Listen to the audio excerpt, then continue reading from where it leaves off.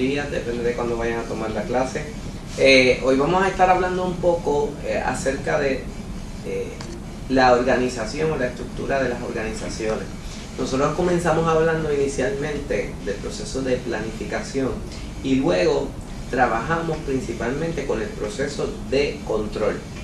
Pero para que la planificación ocurra y la organización y el control pueda llevarse a cabo, tenemos que trabajar con el centro de ese desarrollo, que es organizar las tareas para que se lleven a cabo y darle dirección. Y darle dirección, ¿verdad?, es una de las cosas que vamos a tomar más adelante, pero hoy vamos a hablar acerca de las estructuras de la organización. Y yo lo primero que tengo que decirle que organizar es cómo diseñamos los trabajos de una organización para poder lograr las metas.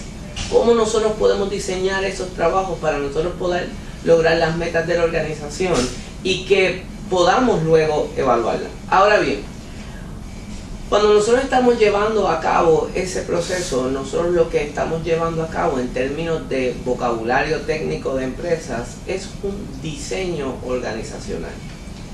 Y el diseño organizacional se ve reflejado principalmente en algo que se conoce como el diagrama de la organización. Y cuando nosotros hablamos del diagrama de la organización, estamos hablando de la estructura que nosotros le damos a los diferentes trabajos que se hacen dentro de una organización y que se ven reflejados de manera gráfica. El diagrama organizacional usualmente usted lo va a conocer como algo que se conoce mejor como Organization Chart. Y de eso se refleja la estructura y trabajo de la organización. Así que nosotros le damos estructuras a los trabajos de la organización y lo hacemos para buscar, lograr, alcanzar las metas trazadas. Ahora, para nosotros poder diseñar esa estructura de la organización, nosotros tenemos que tener en cuenta varios elementos. El primer elemento que nosotros tenemos que tener claro es el grado de especialización que nosotros vamos a tener en las tareas asignadas. Es decir, cuán especializado o cuán únicos yo quiero que sean los trabajos dentro de mi empresa. Si Amir solamente va a llevar a cabo los procesos de reclutar y él solamente se va a fijar a eso. Si Allison solamente va a trabajar con el proceso de adiestrar a los empleados. Si Claribel va a hacer solamente los procesos de evaluar a los empleados. Y cada uno de ellos se dedica a esa tarea. O yo les voy a hacer trabajos colaborativos entre ellos. Yo tengo que mirar el grado de especialización que yo quiero que sean las tareas. Hoy en día se establece que entre más especializadas las tareas es peor para la organización, porque en la medida que tú especializas una tarea tú necesitas más recursos, más gente que trabaje, porque cada uno va a estar haciendo una sola tarea. Por lo tanto, se han mirado otras estructuras. El segundo elemento que quizás es importante que nosotros tengamos conocimiento es la cadena de mando que nosotros vamos a seguir. Y la cadena de mando no es otra cosa que la línea de autoridad que tiene una empresa desde la cabeza de esa organización hasta los empleados. Y básicamente la cadena o línea de mando lo que nos dice es quién va a responder a quién dentro de la organización. Y eso se ve reflejado en la estructura de la organización de la siguiente manera. Cuando nosotros tenemos a este director ejecutivo, nosotros vamos a ver esa línea de mando que nace de él. La línea negra sólida representa a quién está debajo de ese director ejecutivo. Cuando yo tengo a gente en la misma línea, como son estos cuatro puestos, lo que estoy diciendo es que están en la misma línea de autoridad. Cada uno de ellos están en un mismo nivel. Cuando miramos estas líneas entrecortadas, lo que nos dicen es que los trabajos de ellos están directamente relacionados. Ahora, cada línea representa a quién está bajo el mandato de esa personas. O sea, el director ejecutivo aquí está sobre los otros directores, el director de compra, el director operacional y el director de recursos humanos. Pero el director de recursos humanos, el de compra y otros directores se relacionan en su nivel de autoridad. Así que la línea de mando lo que nos representa es que nosotros podamos definir cómo están divididos los trabajos y quién le responde a quién dentro de la organización.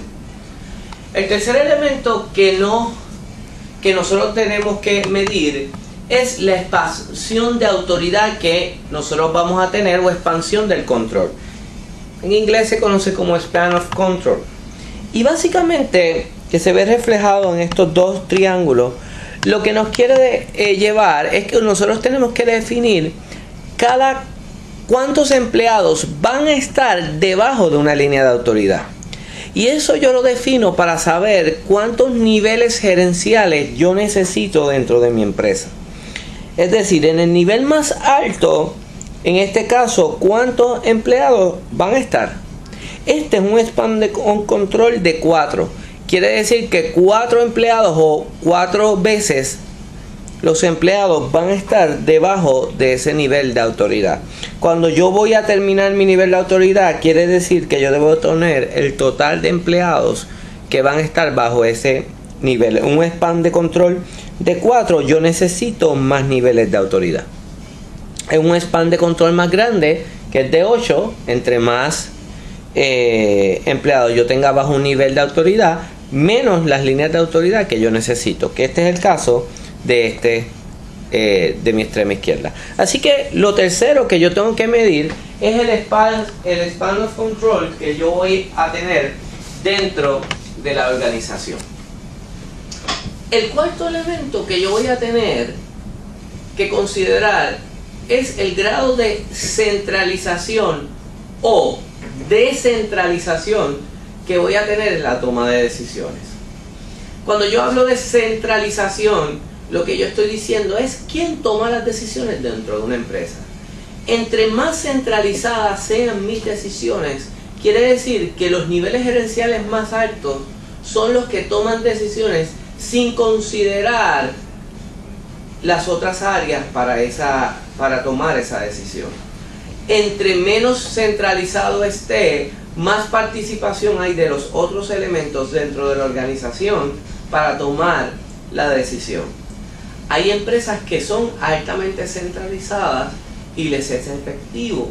Hay empresas que son totalmente descentralizadas, y cuando hablamos de descentralización estamos hablando del grado en que los individuos dentro de la organización pueden participar en la toma de decisiones que tiene una empresa. Y yo tengo que mirar cómo yo quiero manejar mis trabajos. Una empresa que está en crisis, que por decirles un ejemplo está en bancarrota, es importante que estén altamente centralizadas. ¿Por qué? Porque los altos gerentes necesitan controlar todas las actividades para poder sacar a la empresa del momento de crisis. O pueden haber otras crisis. Por ejemplo, voy a darles el caso de McNeil en Las Piedras. La planta de Las Piedras de McNeil fue cerrada, por decir una palabra, por la FDA. Y la FDA encontró unas fallas grandes en esta empresa y le dijo: usted tiene que cumplir con esto antes del 2014. Y si ellos no cumplen antes del 2014, la planta la iban a cerrar. Por lo tanto, todo el plan de ser una empresa totalmente descentralizada, por la crisis y la posibilidad de que le cierren la planta, se convirtió en una empresa totalmente centralizada, donde las decisiones no se toman sin que la alta gerencia le dé paso a las mismas. Y eso es necesario porque si no lo logran, se pierde el productor de pastillas más importante del país, pero para la Tylenol es el productor de pastillas más importante. Por lo tanto, a veces el grado de centralización es bueno. El próximo elemento que tenemos que mirar es el grado de formalidad que nosotros queremos tener de las tareas. cuando nosotros estamos hablando de formalidad, nosotros lo que queremos ver es cuán estandarizado yo voy a tener los trabajos dentro de la organización. Cuando yo hablo de formalidad, yo estoy diciendo, mira, para el trabajo X, las cosas se van a hacer paso 1, paso 2, paso 3, paso 4, paso 5. Y todos los empleados que trabajen ese proceso lo tienen que hacer de esa única manera. Entre más estandarizados sean mis procesos, más formales sean los procesos, menos oportunidad yo tengo para la creatividad dentro del desarrollo de las tareas. Los empleos altamente formales te establecen guías, te establecen estructuras, te dan formas de tú hacer las cosas y no puedes salir sobre ellas. Esto es como, por ejemplo, cuando usted coge la clase de MQ y usted está haciendo ejercicio y a usted le enseñan los ejercicios, usualmente a ustedes se lo enseñan paso 1, paso 2, paso 3. Y cuando usted empieza a practicar, usted se da cuenta de que usted puede hacer las cosas en menos pasos. Y usted dice, pero mira, si yo puedo brincar, pero cuando van al examen el profesor le dice, no, usted tiene que hacer paso 1, paso 2, paso 3. En ese caso, esa estructura es altamente formal y usted tiene que responder a esa estructura. Las estructuras altamente formales no necesariamente son eficientes, ¿verdad? Porque estoy gastando todos mis recursos. Pero nuevamente, de acuerdo a esa estructura, es importante que se haga ese desarrollo.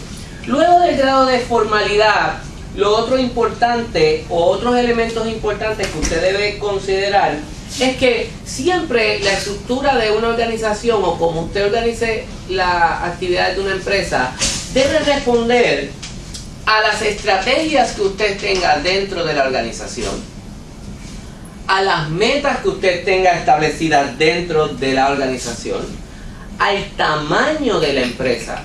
¿Cómo es el tamaño de la empresa? Es importante cuando usted va a tomar las decisiones. Y al ambiente en que se desarrollan los trabajos de la organización. Porque la cultura organizacional y todos esos elementos son importantes cuando yo voy a desarrollar la estructura necesaria. E igualmente el grado de tecnología que usted tenga dentro de la empresa.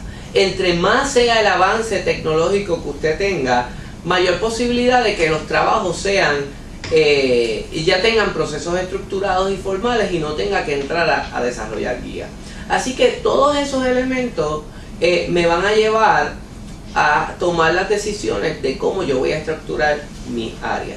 Yo puedo tener, y mirando un poco al área de formalidad, entre más formal yo tenga la organización, eso me va a llevar a hacer una estructura mecánica. Yo puedo tener dos tipos de estructuras dentro de la organización. Yo puedo tener estructuras altamente mecánicas, y cuando yo hablo de altamente mecánica es que, mira, sea altamente especializada, altamente centralizada, que las cadenas de mando estén claramente establecidas, que el span de control sea bien pequeño, ¿verdad? Que bajo cada persona hayan pocas personas y que haya un alto grado de formalidad. O yo puedo tener estructuras que sean menos formales y que sean orgánicas. Y orgánicas es que responden más a las necesidades del ambiente que los rodean. Y ahí pueden ser equipos de trabajo, jerarquías un poco más flexibles, span de control pequeños, muy poca departamentalización y procesos menos estandarizados. Así que, en fin, cuando yo voy a desarrollar la estructura de mi organización, yo puedo tener estructuras de dos tipos: estructuras mecánicas o estructuras orgánicas. Cada una debe responder a esa serie de elementos que yo hice dentro de mi análisis. Ahora bien, ¿cómo o qué estructuras yo puedo tener dentro de la empresa? Pues les voy a enseñar algunas estructuras que nosotros podemos tener en la empresa y vamos a ver algunas ventajas o desventajas que podemos tener. Una de las estructuras que nosotros podemos desarrollar dentro de nuestra empresa son las estructuras funcionales. Y las estructuras funcionales, que es este primer cuadrante que tenemos aquí, y lo pueden ver en su presentación de PowerPoint, son estructuras que principalmente están dirigidas por departamento. Y tener una estructura por departamento puede ser positiva porque hace que la gente se especialice en sus tareas. Eso va a hacer que cada cual esté orientado a cumplir las metas que tiene trazadas dentro de la organización y pueda tener mejor comunicación entre ellos. Ahora, la estructura por departamentos o funcional a veces es mala porque hace que todos los departamentos se orienten en cumplir solamente las actividades que ellos tienen que cumplir y se olviden de todas las otras metas organizacionales. Y eso hace también que nos olvidemos de ser más eficientes y interconectar nuestros trabajos. Así que eso es un proceso, tiene positivas y tiene negativas, como podemos ver ahí. El segundo tipo de estructura es la estructura geográfica. Y es cuando dividimos las operaciones de nuestra empresa por las áreas de servicio o de operaciones que nosotros tenemos. Esto es muy común para empresas multinacionales, como es el caso, por decirle, Coca-Cola, que tiene Coca-Cola África, Coca-Cola Latinoamérica, Coca-Cola Asia, Coca-Cola Europa del Oeste. Y básicamente lo que hace es dividir los esfuerzos de acuerdo a las regiones geográficas a las que trabaja. Lo positivo de esta estructura es que tú puedes atender mejor las necesidades de tu mercado y de la gente con la que tú quieres trabajar. Igualmente puedes atender y darle cierto customize, ¿verdad?, a esos trabajos que tú haces con ellos. Lo difícil o lo débil de esta estructura es que nuevamente los lazos de comunicación entre las áreas geográficas pueden desconectarse, cada uno estar enfocados en sus propias metas y olvidar las metas de la organización. El tercer tipo de estructura que nosotros podemos tener es la estructura por producto. Y cuando nosotros hablamos de estructura por producto, nosotros lo que vamos a hablar es acerca de los diferentes productos que tiene la empresa. Una empresa que toma esos productos es, por ejemplo, Procter & Gamble. Procter & Gamble divide sus trabajos dentro de los diferentes productos que ellos tienen. Ellos tienen jabones, tienen maquillajes, tienen detergentes. Pues para cada producto ellos hacen su única estructura. Eso obviamente nos ayuda a especializarnos en el producto o servicio. Entre más nosotros conozcamos un producto o servicio, mejor van a ser nuestras operaciones. Ahora, eso también nos hace que si no conocemos los otros elementos dentro de la estructura de los otros productos, si alguien dentro de esa estructura se va, pues yo perdí el conocimiento. Así que a veces nuevamente nos desconectamos en el proceso. Otra forma de estructurar nuestras operaciones es por proceso. Y eso lo que tenemos que hacer es dividir el producto final y mirar todas las actividades que yo tengo que hacer para lograr ese proceso. Al principio, cuando yo les hablaba de la especialización, yo les decía, mira, si yo voy a reclutar un recurso humano, pues a lo mejor yo tengo el área, el que busca a los candidatos, el que entrevista a los candidatos, el que adiestra a los candidatos, el que le llena la documentación. Y lo que te dice esta estructura es que tú lo vas a dividir por cada una de las partes que tienen que hacerse para lograr el proceso completo. Eso nos ayuda a ser más efectivos en lograr la actividad total. Pero puede ser utilizada solamente en ciertos productos o en ciertos procesos, no en todos los procesos de la organización, porque eso lo va a hacer más ineficiente. La próxima estructura que podemos tener es la estructura por clientes. Empresas que tienen muchos tipos de clientes y que trabajan mayormente por cuentas, dividen sus trabajos de acuerdo a los diferentes tipos de clientes. Si el cliente principal es el equipo Y, el equipo Z, le dedico un equipo de trabajo para cada uno de los clientes. Usualmente las tiendas, los manufactureros dividen sus estructuras en tres tipos. Clientes que consideran vendedores al detalle, vendedores al por mayor y el gobierno. Y el gobierno usualmente se quita aparte porque los métodos de pago y las formas de relaciones con el gobierno son totalmente distintas y las estructuras son totalmente distintas.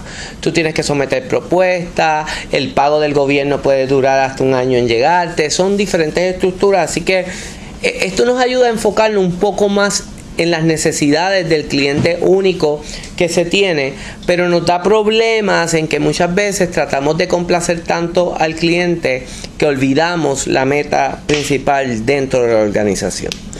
Y finalmente, una de las estructuras modernas dentro de ese proceso y que se utilizan mucho en estos días son las estructuras matriciales.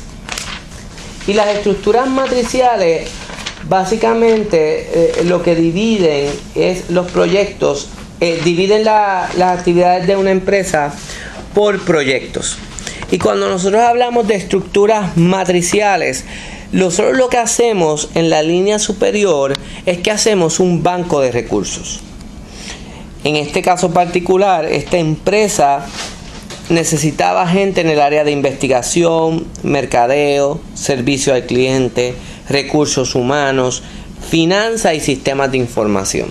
Y básicamente yo mantengo un banco de recursos en esa área. Y cuando nace un proyecto, que en este caso son estos tres productos, yo le asigno de cada banco de recursos un recurso a cada proyecto, o dos si es necesario.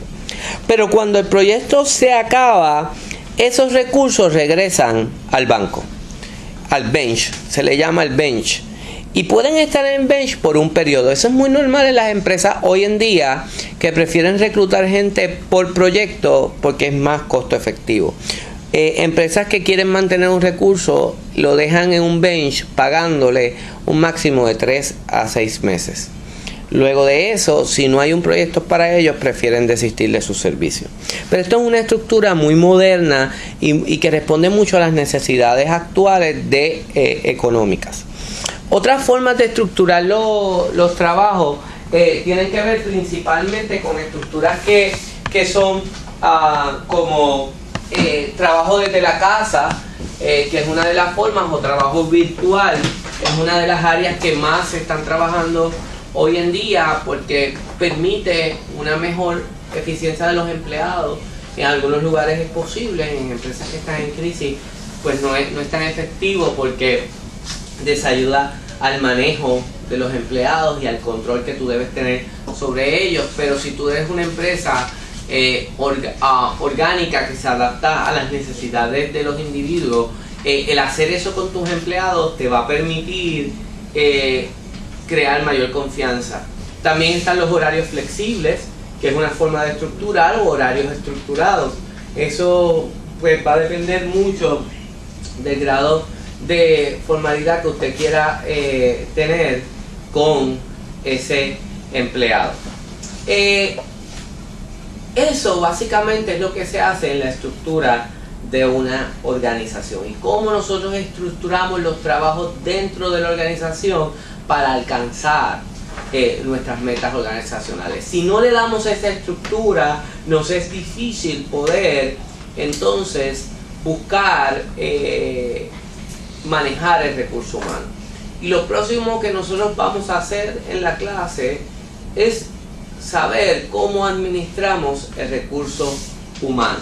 Y para adelantarles un poco de cómo administramos el recurso humano, básicamente nosotros vamos a hacer un análisis de todas las áreas que se necesitan para trabajar. Una vez está hecha la estructura, nosotros llenamos esa estructura con el recurso humano de una empresa.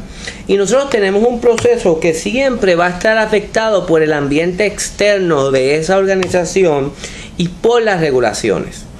Y vamos a ver que yo necesito planificar mi recurso humano, y que planificar mi recurso humano es decidir si tengo el número correcto de empleados en el lugar correcto, haciendo las cosas que tienen que hacer para lograr las metas de la organización.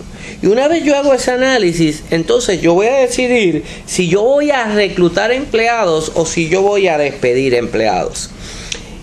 Una vez yo reclute, entonces vamos a hacer algo aquí que yo no tengo aquí en esta visión, pero es que yo tengo que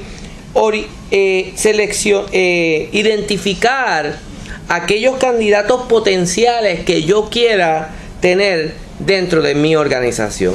Y una vez los identifico, entonces los selecciono. Y una vez los selecciono, entonces le doy una orientación a los nuevos miembros de la organización. Entonces los adiestro a realizar su tarea. Y una vez los adiestro, entonces luego de un periodo mido su desempeño. Y al medir el desempeño, entonces establezco una recompensa. Y esa recompensa puede ser positiva o negativa. Es positiva si el desempeño es positivo. Es negativa o exige acciones correctivas si el desempeño es negativo. Y finalmente miro el desarrollo profesional de esos individuos. Así que este proceso de la administración de recursos humanos es lo que vamos a ver en nuestra próxima clase.